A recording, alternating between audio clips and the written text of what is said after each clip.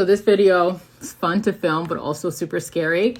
And there have been a ton of questions in the comment section, but I want to respond to this one that's the most common question. And it is, why is the child not in trouble? In short, the child isn't in trouble because the person who's at fault is mom. Part of understanding conscious parenting requires you to understand child development, the way their brains work. That's why I always recommend the Whole Brain Child, because if you haven't read this book, you're going to have unrealistic expectations of your kids and find yourself acting like mom number one unless you know better.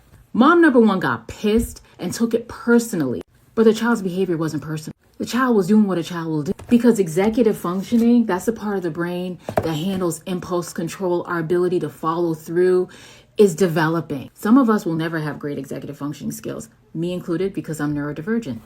But in children, our expectations need to be low. At public places like schools, nursery centers, wherever, they don't keep dangerous toys around. Because if a child were to get hurt, they could be like, well, we told the child not to touch it. They shouldn't have had it. You'd be like, why'd you have this here around all these kids? You know kids don't listen. Because if a child shows you that they cannot resist the impulse to not do something, it's the responsibility of the adult in the situation to keep the child safe.